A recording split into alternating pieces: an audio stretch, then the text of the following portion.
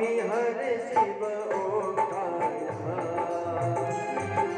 ब्रह्मा विष्णु सदा शिव ब्रह्मा विष्णु सदा शिव अर्धांगी धारा ओम हरे हरे हरे एकानन चतुरानन पंचानन राजे ओ भोले पंचानन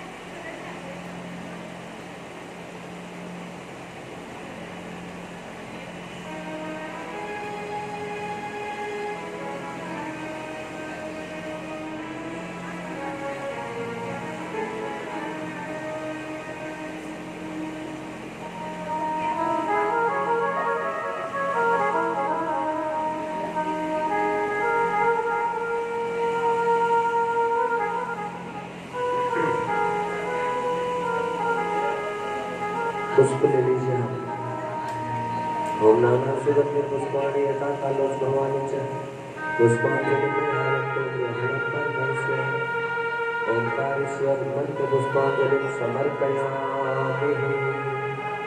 चढ़ा लीजिए पुष्प चढ़ा।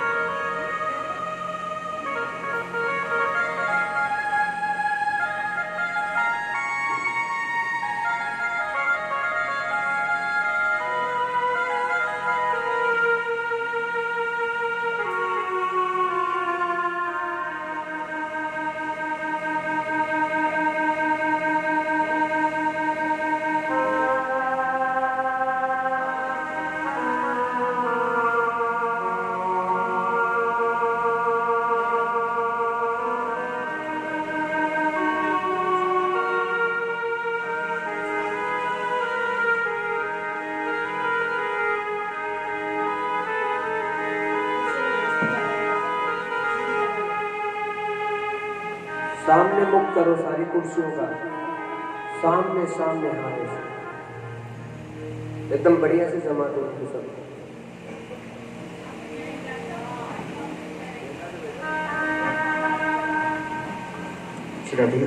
सभी भक्तजन अपने अपने स्थान पर विराजमान हो जाएं और आज द्वितीय दिवस की शिव महापुराण की कथा सुनकर अपने जीवन को धन्य बनाएं। जय श्री राधे, जय जय श्री श्याम।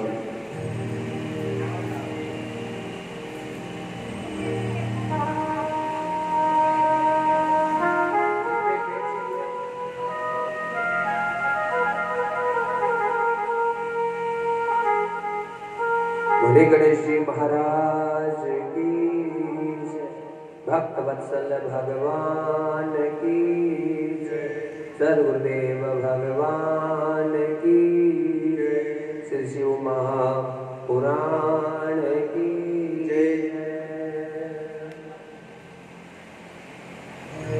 भवानी शंकरम वंदो श्रद्धा विश्वास रूपिणो सर्वं प्रतिष्ठितो देवो वंदे वाणी विनायको चिंता संताप हंतारो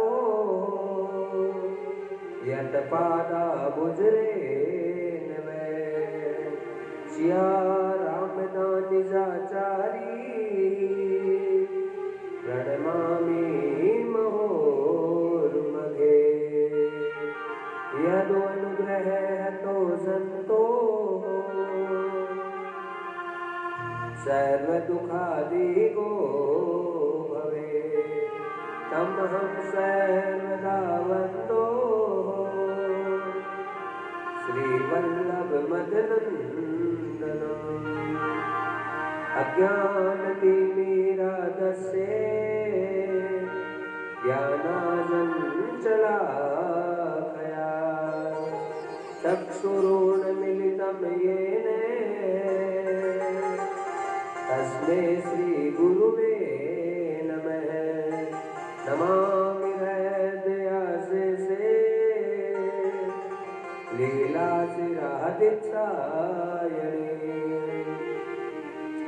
लक्ष्मी सहस्रलीलाभिः सेवे मालं कलानिधिः सविललितकमलकोटिसं नवनील अम्बरधारिणी शशिवन्दमञ्जुविलोचनी चन्द्रिका मृदुभाषिणी आनंद घन गोविंद मन वासिनी घन श्याम धन हित चातकी घन श्याम धन हित मनोहरी जय जय श्री राधे जय जय श्री राधे जय जय श्री राधे हरि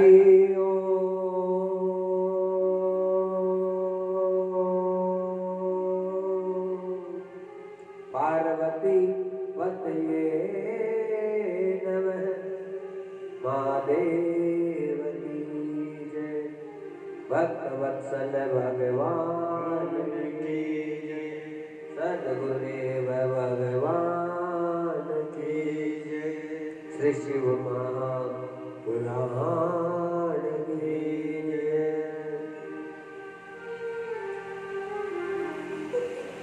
अपने आसन पर सीधा बैठे और 3 बार ओंकार का उच्चारण करें।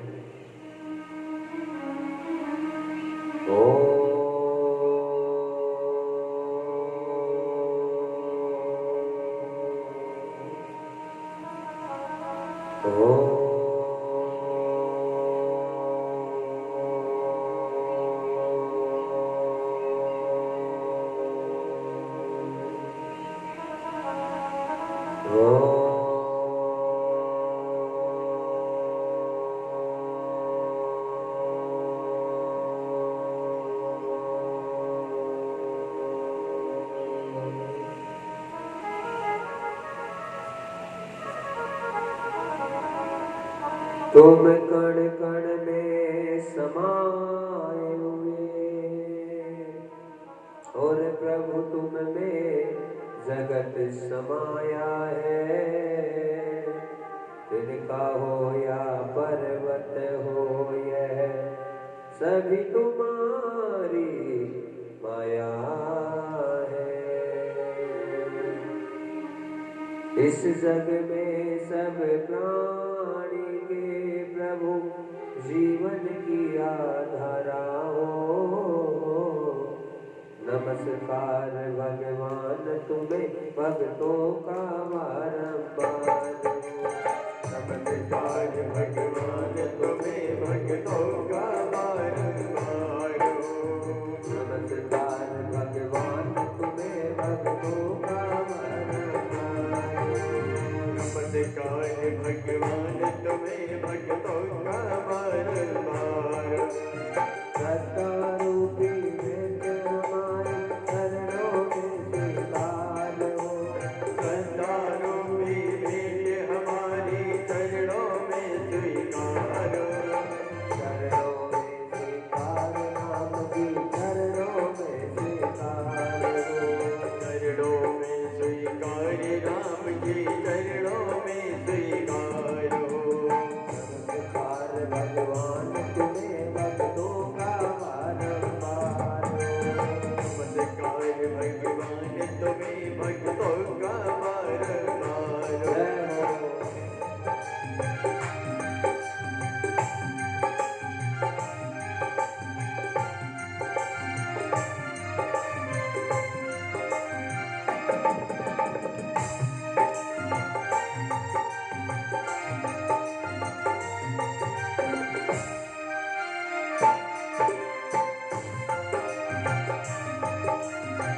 परमानंद और करुणा और उल्लास का विषय भक्तजनों, आज ठाकुर जी की महती अनुकंपा से, ओमकार ईश्वर की अद्भुत अनुपम कृपा से इस दिव्य अनुष्ठान के 21 दिवस में हम प्रवेश करने जा रहे हैं।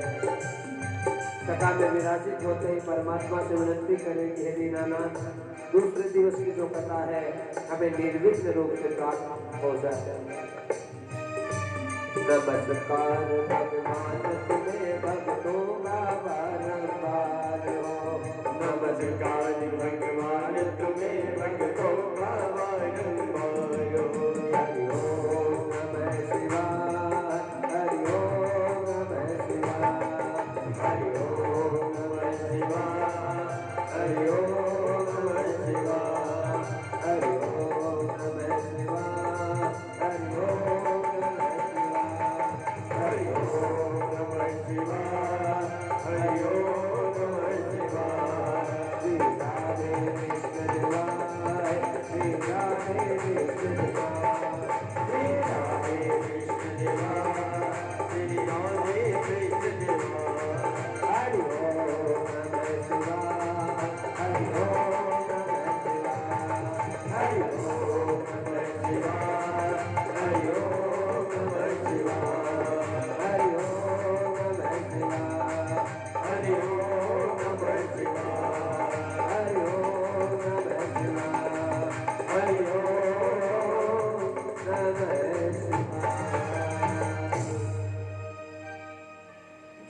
बोला शंकर त्रिपुरारी अवतारी, तेरी सूरत पे जाऊं बलिहारी।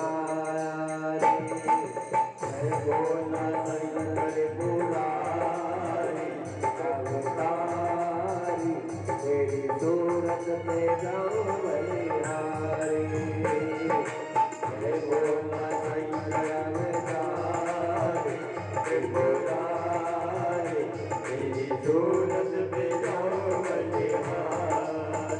बोलो शंकर शंकर शंकर शंकर शंभू शंकर, बोलो शंकर शंकर शंकर शंकर शंभो शंकर, बोलो शंकर शंकर शंकर शंकर शंभू शंकर, बोलो शंकर शंकर शंकर शंकर शंभो शंकर।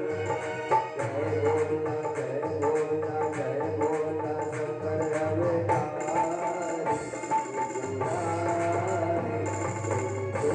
त्रिपुरारी, तेरी सूरत पे जाऊं बलिहारी। जय बोला शंकर अवतारी त्रिपुरारी, तेरी सूरत पे जाऊं बलिहारी।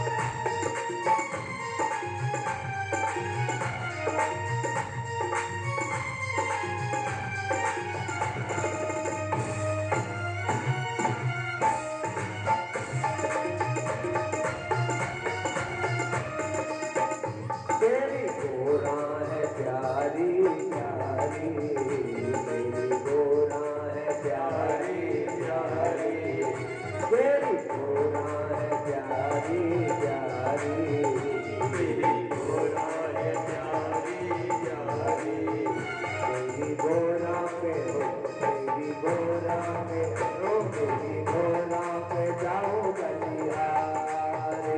बोलो शंभू शंभू शंभू शंभू शंकर शंकर, बोलो शंभू शंभू शंभू शंभू शंकर शंकर, बोलो शंभू शंभू शंभू शंभू शंकर शंकर, बोलो शंभू शंभू शंभू शंभू शंकर।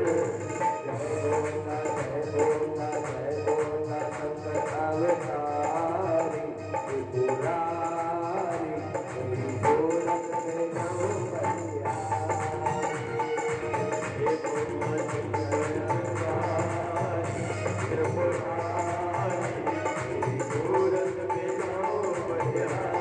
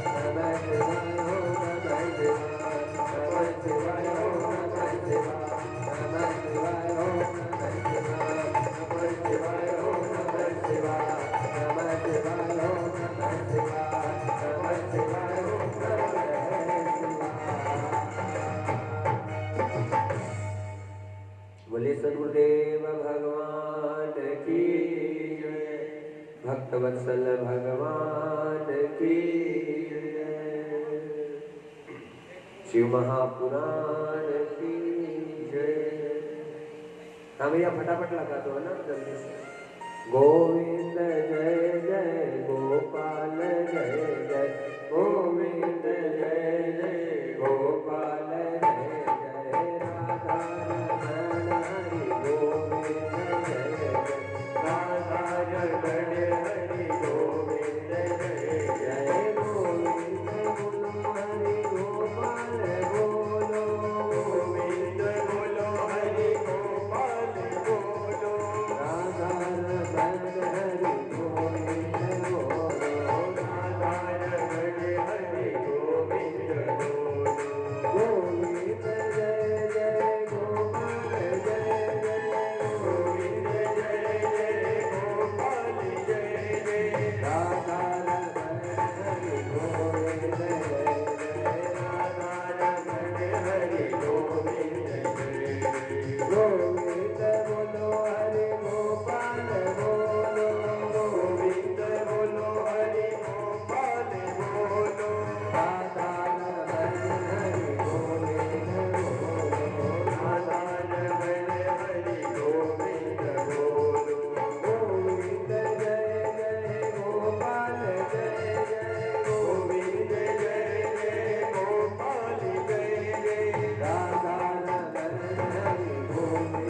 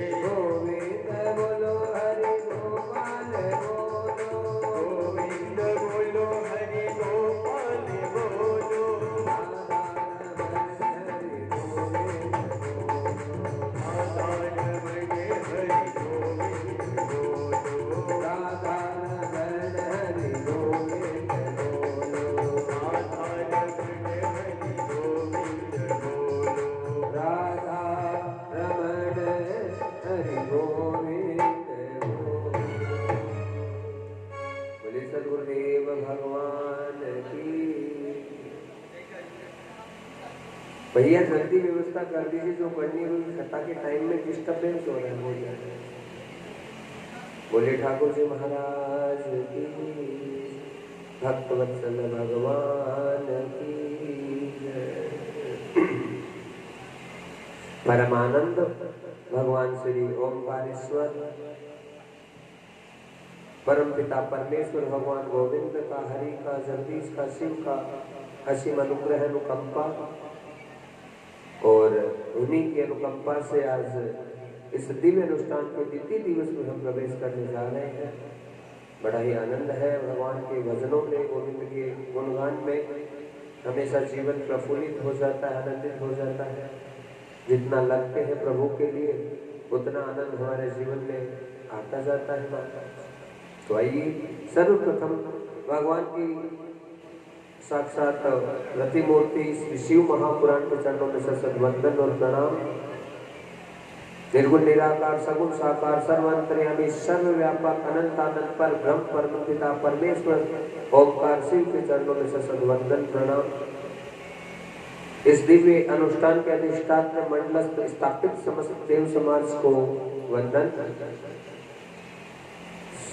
साज पर बैठे भाई और मूल पाठ के लिए आरोग्य विप्रजन, खता में विराजित मात्र शक्तियां भद्र पुरुष, उनके हृदय पटल पर अवलंबित भगवान की छवि को सशद वंदन और प्रणाम करते हुए खता के मुख्य यजमान श्री रघुवीर सिंह जी, पुत्र और उनके पुत्र वधू, उनकी धर्मपत्नी और साथ में उनके जो संपूर्ण परिवार है, रिश्तेदार नातेदार सब कथा से जुड़े हुए हैं, उनको सबको प्रणाम करते हुए, समस्त भक्तों को प्रणाम करते हुए बड़े सौभाग्य और आनंद का विषय है कि आज कथा के द्वितीय दिवस में हम प्रवेश करने जा रहे हैं। जय जय श्री राधे, जय जय श्री राधे, जय जय श्री राधे।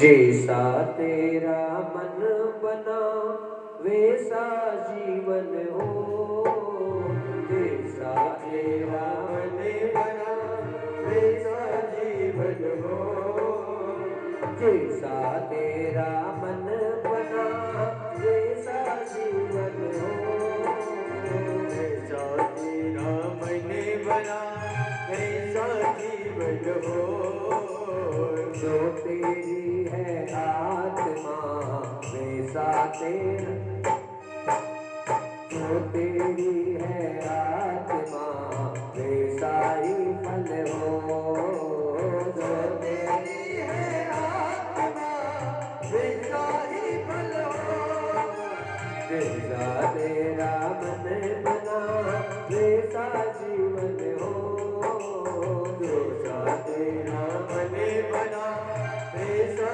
जीवन हो, जो तेरी है आत्मा वैसा ही फल हो, जो तेरी है आत्मा वैसा ही फल हो, जो तेरी है आत्मा वैसा ही फल हो।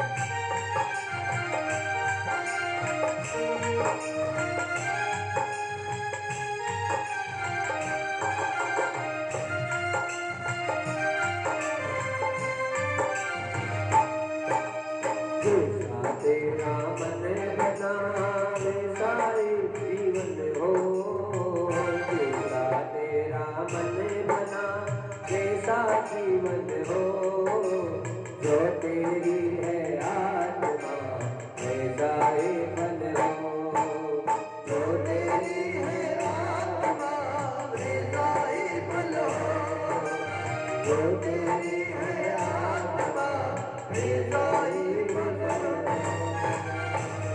बोले सद्गुरुदेव भगवान की जय। मन के हारे हार है और मन के जीते जीत। जैसा अपने जीवन को ढाल लेते हैं वैसा ही जीवन बन जाता है। हम सोच लेते हैं कि हमारा तो कुछ अच्छा नहीं होगा, कुछ अच्छा नहीं होगा, कुछ अच्छा नहीं होगा, तो कभी अच्छा हो ही नहीं सकता। और हमेशा सोचे कि प्रभु की कृपा हमेशा हमारे हृदय पटल पर है और भगवान हर प्रकार से हमारी मदद करने के लिए आएंगे, जरूर आएंगे और वो ही हमारी सुनेंगे। जब तक अपनी आत्मा को नहीं जगाए तब तक सवेरा नहीं हो सकता। और सवेरा कब होगा? हाँ, जिस दिन जागे तेरी आत्मा उस दिन सवेरा हो। अंदर से जिस दिन जागृति हो गई उसी दिन से महाराज जीवन की शुरुआत हो जाती है। इसलिए कभी भी नकारात्मक ऊर्जा के साथ में जीवन का निर्वहन नहीं करना चाहिए। गलत जगह जहाँ पे हमें नकारात्मक शक्ति मिलती है ना तो उनका संग करना चाहिए ना वहाँ पे बैठना चाहिए। बस हमेशा जितनी सकारात्मक ऊर्जा मिले, सत्संग मिले, भजन मिले, भक्ति मिले, अच्छा अच्छा माहौल मिले, बस उसी स्थान को ग्रहण करना चाहिए। उससे जीवन महान हो जाता है। क्योंकि जैसे जैसे विचार हमारे आत्मा में, हमारी बुद्धि में बनते हैं वैसे वैसे हमारे शरीर के जो जेनेटिक्स हैं वो काम करते हैं। इसलिए हमेशा सकारात्मक माहौल को बनाने की कोशिश करें। हाँ, जैसा हमारा मन, अरे आज तो अच्छा नहीं लग रहा, अच्छा नहीं लग रहा, तो बिल्कुल अच्छा नहीं लगेगा। अच्छाई होती कहीं नहीं है बंधु, अच्छाई ढूंढनी पड़ती है। इस संसार में अच्छाई का निर्माण खुद करेंगे, अच्छाई हम खुद बनाएंगे। अब अच्छाई कहाँ से बनेगी? जैसे जैसे हमारे सुंदर, सबल और आनंदित वाले विचार बनेंगे वैसे वैसे अच्छाइयां प्रकट होगी। और वो विचार कहाँ से बनेंगे? विचार हम किसका संग करते हैं, कैसा माहौल लेते हैं, हाँ, किन परिस्थितियों में जीते हैं, उसके अनुसार हमारा जीवन बनता है। घर में मान लीजिए हमेशा, हाँ, सारे दिन बस ये नहीं हुआ, ये अच्छा नहीं, ये बुरा है, ये फलाना, ये ढीमका, जैसा माहौल घर का होता है 90% तो जो बुद्धि है, दिमाग है, मन है वैसा ही हो जाता है। तो घर का माहौल कैसा रखें? घर का माहौल पूजा पाठ का होना चाहिए, भजन भाव का होना चाहिए, भक्ति भाव का होना चाहिए, हाँ, अच्छी अच्छी बातें होनी चाहिए, सुविचार आने चाहिए। जितनी हम पॉजिटिव ऊर्जा को अपने घर में जागृत रखेंगे उतना हमारा जीवन अच्छा रहेगा। बाकी यदि हम सोचेंगे कि फालतू की बातें भी होती रहेंगी, हमारा सब कुछ अच्छा हो जाएगा, तो कभी अच्छा नहीं हो सकता। अच्छाई को ग्रहण करने के लिए पहले अच्छे माहौल का निर्माण करना पड़ेगा। और पता नहीं प्रेरणा कहाँ से मिल जाए, उसका तो कोई भरोसा नहीं है। हाँ, और प्रेरणा ऐसी होती है जो हमारे जीवन को परिवर्तित करती है। अच्छाइयाँ हम इतनी ढूंढने की कोशिश करो, ढूंढने की बहुत कोशिश करो, ऐसे नहीं मिलेगी। लेकिन उसमें भी हमारे पुण्य लगते हैं, उसमें भी हमारे भाग्य लगते हैं, हमारा पुरुषार्थ अच्छा है, हमारी सोच अच्छी है, भावना अच्छी है, सबके प्रति हम ये सोचते हैं कि हमारा तो भला हो ही, लेकिन उससे पहले, हाँ, जो हमारे सानिध्य में है उनका बहुत बहुत भला हो जाए। भाई खाने की थाली भी आती है ना, तो पहले हमेशा यही कहना चाहिए प्रभु से, हे परम पिता, हे परमेश्वर, पूरे विश्व को भोजन करा दे तू, और उसके बाद में कुछ बच्चे तो मेरी थाली में लाकर उसे प्रकट कर दे। ऐसी भावना होनी चाहिए। जितना हम सबके बारे में अच्छा सोचेंगे वैसा अच्छा होगा, और जैसा हम अपना मन बना लेते हैं वैसा ही हमारा जीवन हो जाता है। और मन कहाँ से बनेगा? एक तो हमारे खान पान से बनेगा, एक जैसे जैसे विचार हमें मिलते हैं, विचारों का जीवन में बहुत बड़ा महत्व होता है। हाँ, महापुरुषों का संग करेंगे तो निश्चित रूप से विचार शुद्ध होंगे, भावनाएं शुद्ध होगी, सकारात्मक ऊर्जा का संचार अपने आप जीवन में होगा। एक भिखारी था जो रोज भीख मांगता ट्रेन में, और अपने को भिखारी समझता कि मैं तो क्या करूं, प्रभु ने मुझे इस लायक ही बनाया है, मुझे तो अपनी पूरी जिंदगी भीख मांग के निकालनी, उससे आगे मेरा कुछ अच्छा नहीं होगा। अब जितनी ट्रेन आती वो ट्रेन में चढ़ जाता और जाके कहता कि दे दीजिए, दे दीजिए, दे दीजिए, हमेशा भीख मांगता रहता। एक बार क्या हुआ, एक सेठ जी आ रहे थे उसी ट्रेन में, तो पता चला सेठ जी बड़े सूट बूट में है और इनसे भी कुछ मांगेंगे तो जरूर सेठ कुछ है, कुछ न कुछ देगा। तो ये भावना थी। जाकर सेठ से कहा, लो सेठ जी दे दो। तो मांग तो रहा है, हम भी भगवान से मांगते हैं, गुरु जी से मांगते हैं, हाँ, पर मांगने से पहले जब तक हम कुछ खुद नहीं देंगे तब तक वापस मिलता नहीं है। इस बात का हमेशा ध्यान रखना चाहिए। हमारे कर्म कैसे हैं, हमारा पुरुषार्थ कैसा है, ये बहुत महत्वपूर्ण चीज है। परमात्मा के द्वार पे भी जाते हैं, जब तक भगवान के लिए कुछ डालेंगे नहीं तब तक परमात्मा भी हम पर कृपा नहीं कर सकता है। आज भिखारी ने सेठ जी को कहा कि महाराज लाओ कुछ भीख में दो, भिक्षा दो। तो सेठ ने कहा क्यों दूं? हाँ, डायरेक्ट तो मांगने के लिए आया है, तुमने मुझे क्या दिया है जो मैं तुमको दूं? मैं तो व्यापारी हूँ और भाई व्यापार करता हूँ और व्यापार का धर्म है इस हाथ से लेना, इस हाथ से देना। तो तुम मुझे कुछ देगा तो मैं तुम्हें कुछ दूंगा। तू डायरेक्ट मुझसे आकर कुछ मांग रहा है तो मैं तुम्हें कुछ देने वाला नहीं हूँ। तो महाराज सेठ ने मना कर दी, लेकिन सेठ वहां से चला गया। वो ट्रेन में भी और मांग रहा था, पर उसके विचारों में कुछ परिवर्तन आ गया। आज सेठ ने मुझे भिक्षा देने से मना कर दिया, पर भिखारी ने ये भी कहा सेठ जी को कि मैं दूं तो क्या दूं, मैं तो भिखारी हूँ और मेरे पास कोई सामान है नहीं कि मैं आपको कुछ दे सकूं। कुछ होता तो मुझे भीख मांगने की क्या जरूरत पड़ती? हाँ, तो मेरे पास कुछ नहीं है कि मैं आपको कुछ दे सका। अब सेठ चला गया, ओ भिखारी बस उस बात के बारे में सोचने लगा, क्या सेठ ने मुझे कुछ न कुछ देने से मना कर दिया, इसमें भी कोई राज है।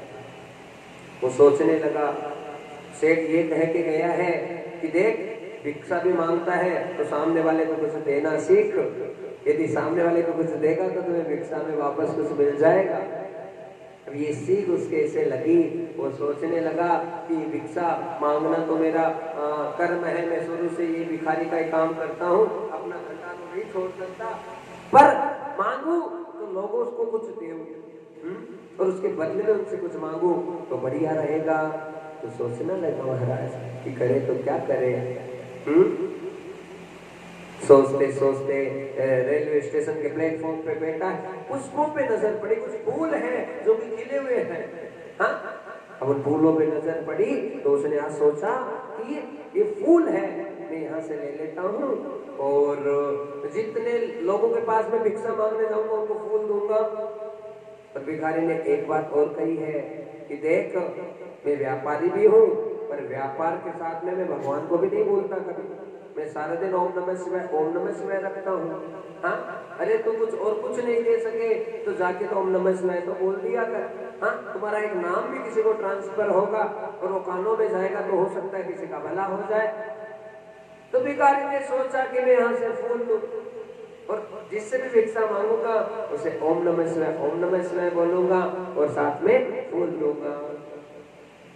पुष्प ले लिए खूब सारे भिखारी ने, अब भीख मांग रहा है और जा रहा है, जाते जाते जितने भी लोग मिल रहे हैं उन्हें फूल देता है और ओम नमः शिवाय 3 बार बोलता है। तो लोग उससे प्रसन्न होने लगे कि चलो हमें कुछ दे तो रहा है। तो वो भिक्षा में उसे बहुत सारा सामान आने लग गया और बहुत सारी चीजें उसे प्राप्त होने लगी, उसे धन आने लगा। तो जब ये चीज काम की तो उसे बड़ा अचंभा हुआ महाराज। एक बार बोलो ना श्री राधे बोलो, एक बार दोनों हाथ उठा के बोलो। अब कहां से बोलोगी कि मोबाइल लग रहा है? एक सोचने की बात है महाराज। इस बीमारी को घर पे रख के आ जाओ, ठाकुर साहब कल्याण चाहिए। ये बहुत बड़ी भयंकर बीमारी है, आपने लगा रखी है। और नाराज तो होना मन महाराज से, हो जाओ तो हो जाना चाहिए, हमारे तो कोई फर्क पड़ेगा नहीं, लेकिन हमारी आंखों के सामने कोई बच नहीं सकता। अरे स्पीकर आ रहा हटाएगा, महाराज को थोड़ी दिख रहे हैं। गलत है, ऐसा काम नहीं करे महाराज। बीमारी से दूर रहे। यहाँ अपना कल्याण करने आए हैं, यजमान का पैसा लग रहा है, धन लग रहा है, समय लग रहा है, महाराज का सब लग रहा है, सब चीजें हो रही है। रुपया पैसा तो चलो कोई बात नहीं, सबसे बड़ा समय है। तो समय लग रहा है 7 दिन का, तो समय की कीमत समझने की आवश्यकता है। गलत काम नहीं करें महाराज। बोले ठाकुर जी महाराज की। और इस चीज से बचना पड़ेगा। एक बहुत खतरनाक चीज है। हम बार बार लगातार रेगुलर जितना इसका यूज करेंगे उतना हमारा जीवन खराब होता है इससे। तो आदत चाहे कितनी बुरी हो लेकिन उसे सुधार ले तो महान हो जाती है। गलती हो जाती है कोई बात नहीं, बड़ी से बड़ी हो लेकिन उसका सुधार करना जरूरी है। सुधार नहीं हो तो फिर अच्छा नहीं हो सकता। तो लीला ये हुई कि वो भिखारी किसी के भी पास में जाता, फूल देता और लोग उसे प्रसन्न होने लगे।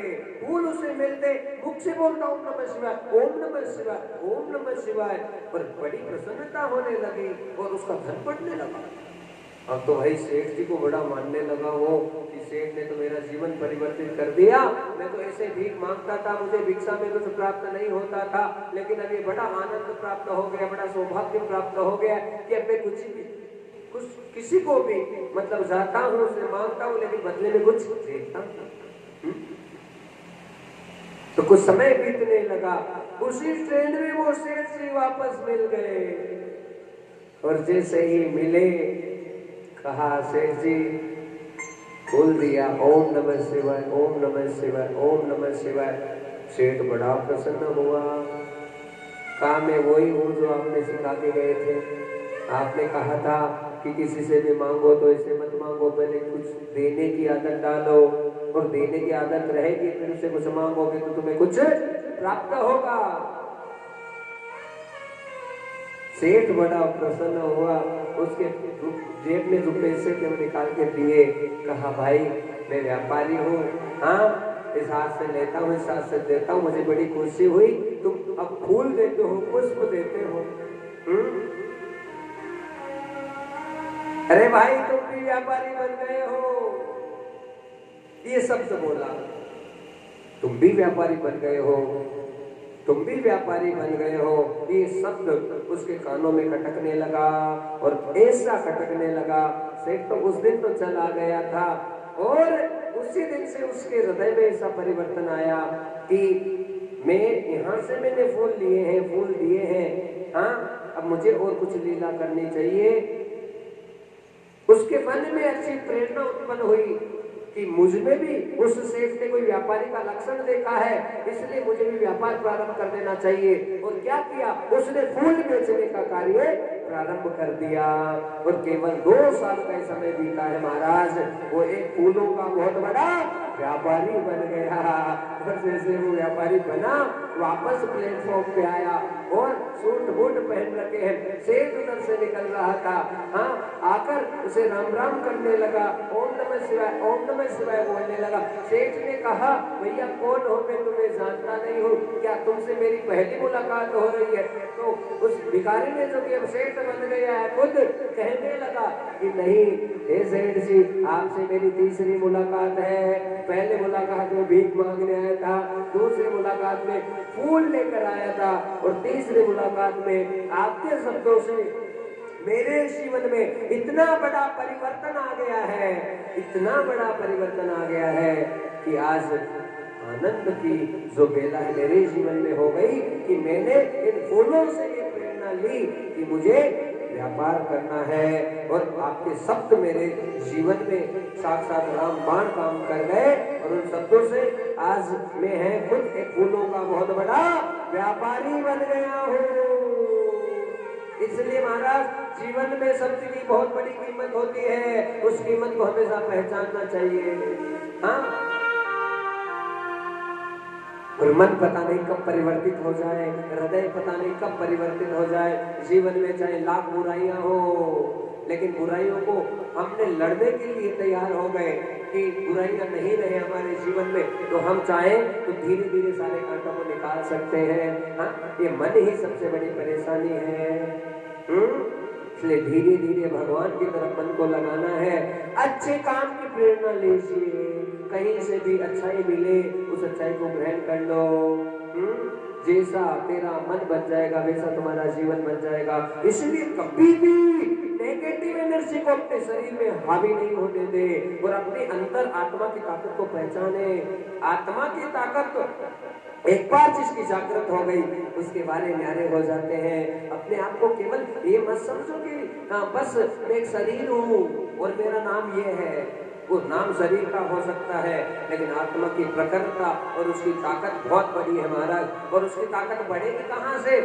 बढ़ेगी उसका एक ही तरीका है कि जितना हम तप करें, साधना करें, भजन करें, भक्ति करें, अच्छी अच्छी चीजों का श्रवण करें, सत्संग में बैठे, सत्संग को ग्रहण करें, उसी से हमारा जीवन परिवर्तित हो जाता है। इसलिए बड़े प्यार और प्रेम से मेरे साथ में गाइए, धीरे धीरे मोड़ दो इस मन को, इस मन को, हाँ इस मन को, धीरे धीरे मोड़ दो इस मन को, इस मन को, हाँ इस मन को, धीरे धीरे मोड़ दो इस मन को, इस मन को, हाँ इस मन को।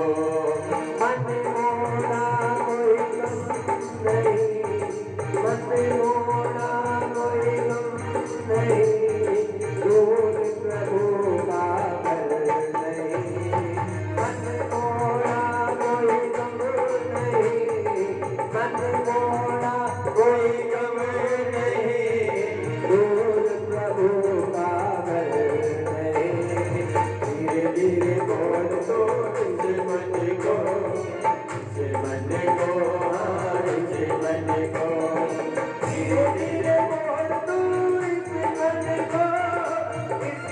मन को, हाँ इस मन को, धीरे बोल दो इस मन को, इस मन को, हाँ इस मन को, धीरे धीरे बोल दो इस मन को, इस मन को, हाँ इस मन को, धीरे धीरे बोल दो इस मन को, इस मन को, हाँ इस मन को, धीरे धीरे बोल दो इस मन को, इस मन को, हाँ इस मन को।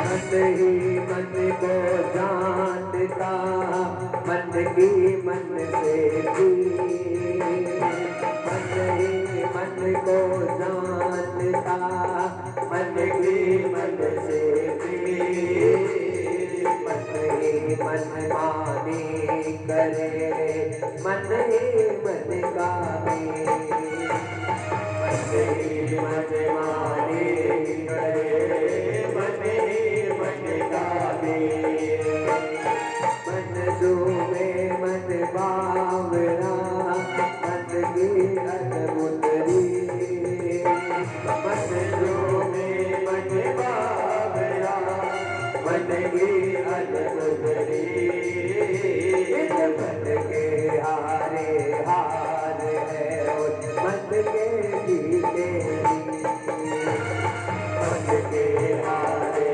हार है और मन के जीते जीत। बेईमान है नादान है, बेईमान है नादान है, दूर प्रभु का घर नहीं, मन मिले कोई गम नहीं, दूर प्रभु का घर नहीं, मन मिले कोई गम नहीं।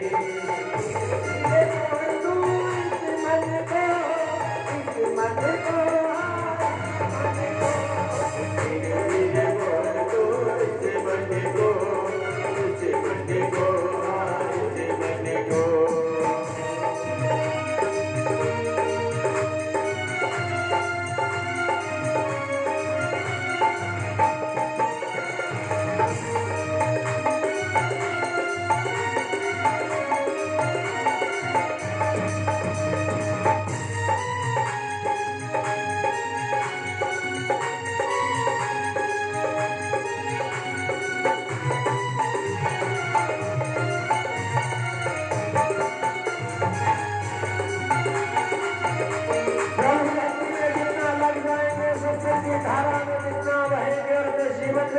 सकारात्मक ऊर्जा का संचार करने की आदत डालेंगे तो जीवन में बहुत बड़े परिवर्तन आएंगे महाराज। खुद को ही बदलना पड़ेगा, दूसरों को किसी को कोई नहीं बदल सकता है। अपने जीवन की धारा खुद तय कीजिए, आपको क्या करना है। अरे मन मोड़ा कोई कम नहीं, मन मोड़ा कोई कम नहीं, दूर प्रभु का घर नहीं, धीरे धीरे मोड़ दो इस मन को,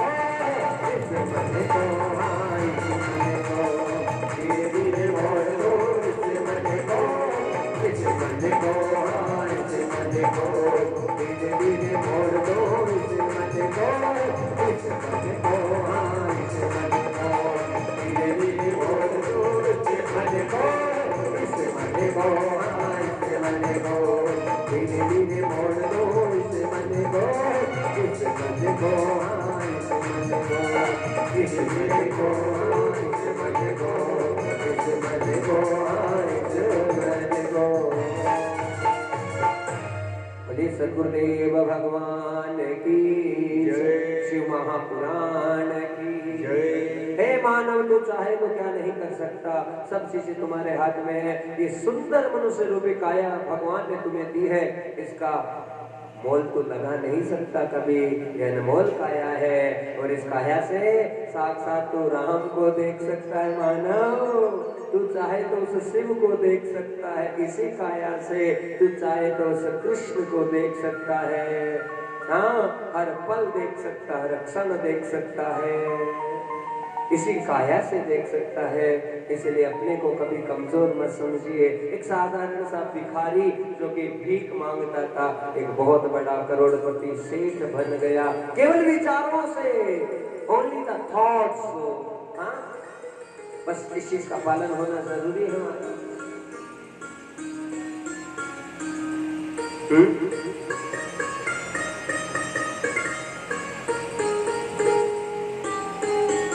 गुरु जी को माने ना माने कोई फर्क नहीं पड़ता, पर गुरु के वचनों को मानना बहुत जरूरी है।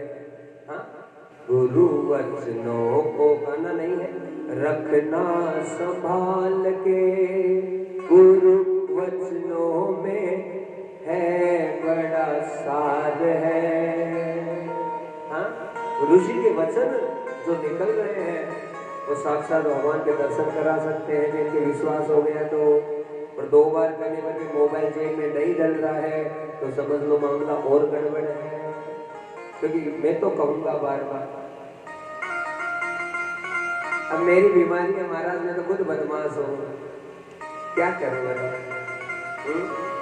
ठाकुर साहब, इसको मत देखो, महाराज का थोपड़ा देखो, आगे आगे बैठो, यहाँ पे पैरों से बैठ सकते हो ना, कोई दिक्कत है क्या?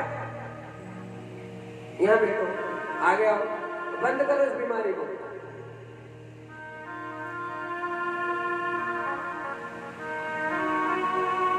आ जाओ, आ जाओ। अब हाथ मत लगाना, इसको जेब में डाल दो। छोरा घर पे रख के आ जाए, इसको उठा नहीं, घर पे रख के आ जाए, घर पे उठा। बोले गोविंद भगवान की।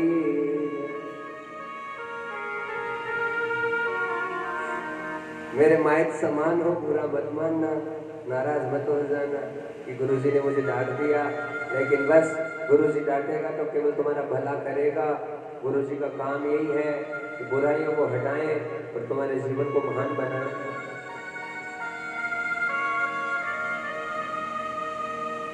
तो जीवन में सबसे जरूरी चीज है महाराज, वो विचार है, सकारात्मकता है।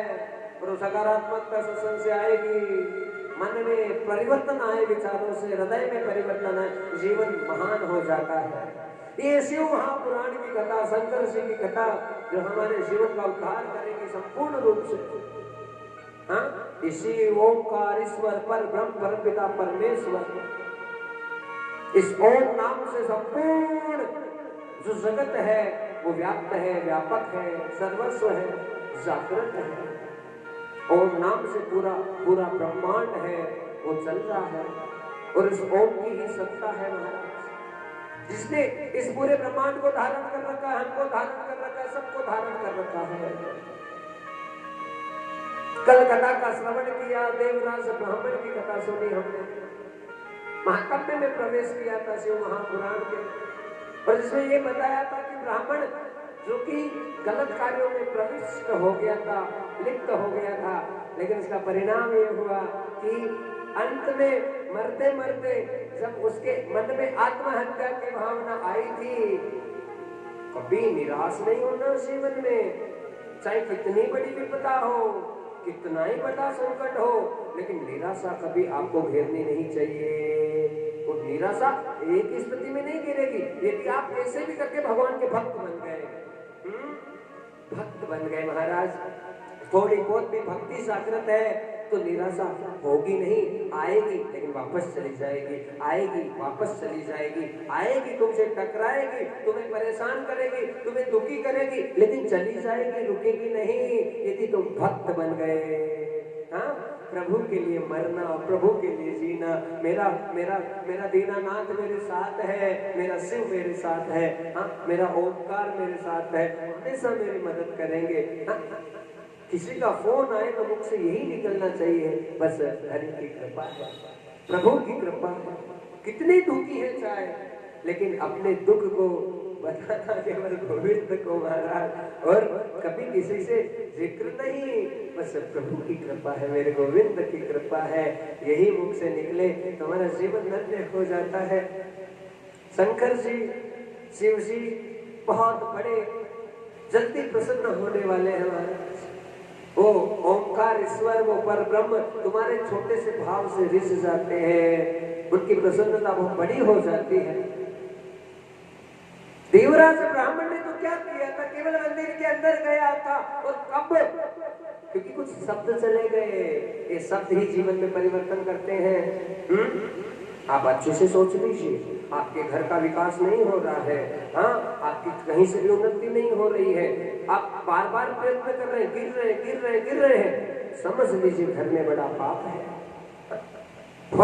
कोई कर्म है ऐसे जो पूर्वजों के द्वारा हुए हैं, हमारे द्वारा हुए हैं, पितरों के द्वारा हुए हैं, और वो ऐसे कर्म हो जाते हैं, उसके कारण से उसका भुगतान हमको करना पड़ता है, भोगना हमको पड़ता है।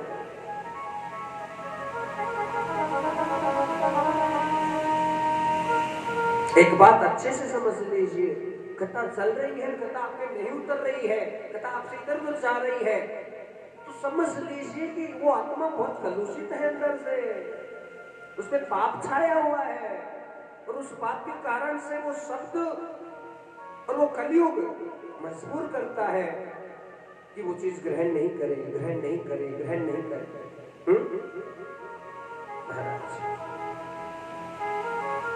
लेकिन धीरे धीरे हम जब डूबते हैं, हाँ, सदगुरु के नेत्र हमारे नेत्रों से मिलते हैं, उन नेत्रों से आनंद होने लग जाता है, पाप कितना भारी हो सत्संग से चला जाता है, चला जाता है, चला जाता है।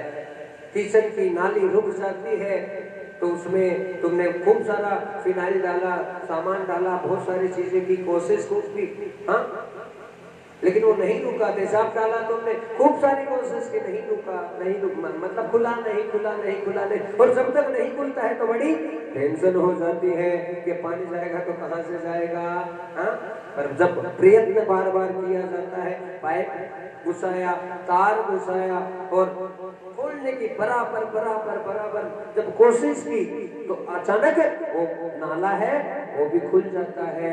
इसी प्रकार से पाप भी ऐसे रहते हैं कि जमा रहते हैं, जमा रहते हैं, जमा रहते हैं। हम बहुत कोशिश कर रहे हैं, हाँ, कि हमें भी सत्संग थोड़ा सा नहला दे, नहला दे, श्राद्ध है, श्राद्ध है, श्राद्ध है, और जब सत्संग उतरता नहीं है तो महाराज बस वो स्थिति वही नाली की तरह हो जाती है। पर जब सत्संग लगातार लगातार लगातार, हाँ, चल रहा है, आ रहा है, कानों में, कर्णपुटों में पड़ रही है वाणी, तो अपने आप हृदय में परिवर्तन आ जाता है, और हम सोचने को मजबूर हो जाते हैं हम यहाँ गलत है, हमको इस जगह सुधारना चाहिए, सब चीजें सही होने लगी। देवराज ब्राह्मण केवल निकला था, कुछ शब्द कानों में पड़े थे, उसका जीवन बदल गया। और कल बताया था साक्षात भगवान शंकर का कर्ण बनने का अवसर प्रदान हो गया, उसे शिव लोक प्रदान हो गया और वापस आया तो एक बहुत बड़े राजा के रूप में उसका जन्म हो गया। इस थोड़ी सी शिव भक्ति के कारण से, प्रभु भक्ति के कारण से, हरि भक्ति के कारण से बहुत बड़े परिवर्तन जीवन में आ जाते हैं। शिव महापुराण के महात्म्य में श्री सूत जी महाराज 88,000 ऋषियों को संबोधित करते हुए कह रहे हैं कि ऋषियों कैसी लगी देवराज की कथा। ऋषियों को विश्वास होने लगा कि इतना पापी ब्राह्मण कभी जीवन में भजन नहीं किया, भक्ति नहीं की, कि शिव कथा ऐसा ही काम करती है। हम 1 नंबर वाले भी पापी हो जाते हैं, तो महान से महान, बड़े से बड़े पापी, लेकिन शिव कथा ऐसा काम करती है कि बड़े से बड़े पाप को ध्वंस करती है। शिव कथा के सामने कोई पाप रुक नहीं सकता। सूत जी कहने लगे, सर्व पापम विमुच्यम यथा सर्व सुखम प्रदायते सर्व विघ्नो हरतो भवे शिवं कथा तदो गता। ये शिव की कथा है। और यहाँ पे यदि शंकर की कथा कहीं पे उतर गई ऋषियों, तो कोई पाप रुक नहीं सकता। हे ऋषियों, तुम्हें इतना सुंदर मंतव्य वक्तव्य सुनाया, मंत्रणा सुनाई, आगे सुनो। किरातों की नगरी दक्षिण भारत की कथा। वहां पे एक चंचला नामक स्त्री है जो कि ब्राह्मण कुल में जन्म हुआ है उसका। वो स्त्री जब खुद कन्या थी तो छोटी अवस्था में भगवान के बहुत भजन करती थी, शंकर जी के मंदिर जाती थी और शिव में उसकी बड़ी तत्परता थी। और शिव की भक्ति करते करते करते करते उसके जीवन में ऐसा दिन आ गया कि उसका विवाह हो गया। और जब विवाह हुआ तो उसके पति का नाम बिंदुक था। बिंदुक और चंचला बड़े प्रेम से दोनों रहने लगे, लेकिन ऋषियों कर्म की गति न्यारी है। पता नहीं कब कर्म कैसा बिगड़ जाए, क्या हो जाए, क्या नहीं हो जाए, कोई नहीं जानता। आज तो बहुत अच्छा चल रहा है मैया, लेकिन कल ऐसा दिन आ गया, ऐसा समय आ गया कि सारा मामला उल्टा हो गया। हमें नहीं पता, सारी चीजें उल्टी हो गई। हाँ, और आज एकदम उल्टा चल रहा है, लेकिन कल से बहुत अच्छा होने लग जाता है। तो ये तो बस केवल पाप और पुण्यों का प्रभाव है। जितने पुण्य हमारे मजबूत रहेंगे उतना जीवन में हमारे आनंद ही आनंद रहेगा, आनंद ही आनंद रहेगा। आप एक बात अच्छे से मान के चलिए, कोई महात्मा है, गुरु है, संत है, हाँ, वो हमेशा आनंद में क्यों रहता है? क्योंकि उसने आनंद की खोज कर ली। और आनंद की खोज कैसे की जाती है कि जब आप किसी चीज में डूब जाते हैं ना, हाँ, या तो संसार में डूब जाओ तो तुम ऐसे खत्म हो जाओ। यदि तुम भगवान में डूब गए तो तुम्हारे पास तो सब आनंद ऐश्वर्य आएगा अपने आप चल के, तुम्हें उसको ढूंढने की जरूरत नहीं पड़ेगी। और एक महात्मा के लिए सबसे बड़ा आनंद वही होता है जब वो कथा में प्रविष्ट होता है। कुछ भक्त उसके सामने बैठे रहते हैं और कथा को ग्रहण करते हैं। एक महात्मा के लिए वही सबसे बड़ा पल होता है, क्षण होता है, मोमेंट होता है कि उसकी वाणी के द्वारा कई लोगों के हृदय में बहुत बड़े बड़े परिवर्तन आने लग जाते हैं, आनंद होने लग जाता है। और भाई, सुख किसी के पास है तो सुख को जितना बांटोगे सुख उतना ही बढ़ता जाएगा। हाँ, इसलिए बस बांटने की आदत होनी चाहिए। और राम जी ने भी बड़ा सुंदर कहा था, जब भरत जी है ना आए थे यहाँ राम जी से मिलने के लिए, तो बड़ा सुंदर संवाद चल रहा था। भरत जी तो ये चाह रहे थे कि राम वापस अयोध्या लौट जाए, राजा बन जाए, लेकिन राम जी तो बिल्कुल इच्छा थी नहीं, उन्हें तो अपने पिता के वचन का पालन करना था। तो राम जी ने बड़ा सुंदर कहा कि हे भरत, हम बंटवारा कर लेते हैं। जैसे कहा बंटवारा कर लेते हैं, भरत जी टेंशन में आ गए। कहा प्रभु, इस संसारी जैसे बंटवारा करते हैं वैसे हम बंटवारा करेंगे तो फिर हम में और संसारियों में क्या फर्क रहेगा? तभी